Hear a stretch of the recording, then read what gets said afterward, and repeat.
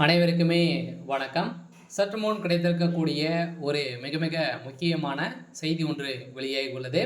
சற்று முன் MP R ராசாவின் கதை முடிந்தது, 10 ஆண்டு சிறை, நீதிமன்றம் வழங்கிய இறுதி தீர்ப்பு. இது மாதிரி பார்த்தீங்கன்னா செய்திகள் வெளியாயிருக்கு.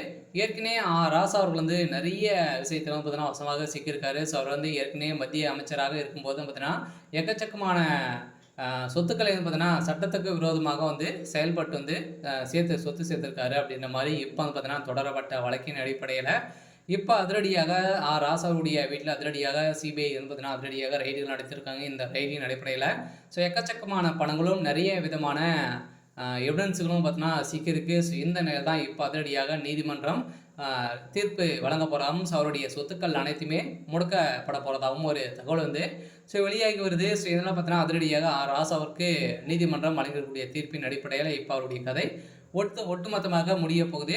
ஸோ இதை பற்றி இந்த வீடியோவில் நம்ம முழுமையாக பார்க்கலாம். ஸோ அதுக்கு முன்னாடி நம்ம சேனலுக்கு இப்போ தான் நீங்கள் முதல் முறையாக வந்திருக்கீங்க அப்படின்னா மறக்காமல் நம்மளுடைய சேனலை சப்ஸ்கிரைப் பண்ணி சப்போர்ட் பண்ணுங்கள். ஸோ வாங்க வீடியோக்குள்ளே போகலாம். ஸோ பார்த்தீங்கன்னா ராசா அவர்கள் ஏற்கனவே மத்திய அமைச்சராக இருக்கும்போது 2G அறக்கட்டளை வழக்கில் பார்த்தீங்கன்னா அதிரடியாக ராசா அவர்களும் கனிமொழி அவர்களும் வசமாக சிக்கிக்கொண்டு எக்கச்சக்கமான பணங்கள் பார்த்தீங்கன்னா ஊழல் அரசுக்கு எதிராக சம்பாதிச்சிருக்காங்க. அப்படின்ற மாதிரி பார்த்தீங்கன்னா அரசுக்கு நிறைய இழப்பீடுகள்லாம் செஞ்சுருக்காங்க. 30,000 கோடிக்கு மேலே இழப்பீடுகள்லாம் செஞ்சுருக்காங்க. ஸோ இதை தொடர்ந்து இப்போ பார்த்தீங்கன்னா அதிரடியாக ராசா அவர்கள் அந்த விஷயத்திலும் அதில் நிறைய சொத்துக்களும் சேர்த்து இப்போ ராசா அவர்களும் அதே மாதிரி எம்பி கனிமொழி அவர்களும் வசமாக சிக்கி கொண்டு இருக்காங்க.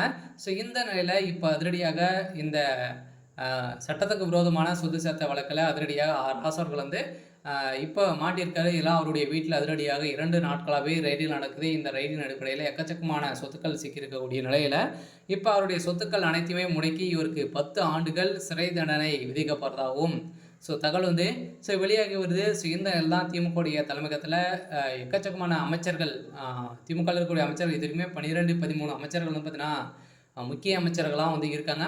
அவங்களாம் பார்த்தீங்கன்னா அனைவருமே ஊழல் வழக்கில் ஸோ அதே மாதிரி எக்கச்சக்கமான பணங்கள் பார்த்தீங்கன்னா குமித்து இப்போ இந்த அமலாக்கத்துறையின் கஸ்டடியில் ஸோ இருக்காங்க. இந்த நிலையில் இப்போ ராசாவுடைய கதை ஸோ முடிந்திருக்கு. சொல்ல அடுத்தது வருகின்ற சட்டமன்ற தேர்தலுக்காகவே பார்த்தீங்கன்னா எக்கச்சக்கமான பணங்களை ஊழல் செய்திருக்காங்க. ஸோ இந்த அடிப்படையில் தான் அமலாக்கத்துறை சில பேரெல்லாம் டார்கெட் பண்ணி இப்போ பார்த்தீங்கன்னா குறிவைத்து தாக்கக்கூடிய நிலை ஸோ உருவாகியிருக்கு. சொல்ல இப்போ அதிரடியாக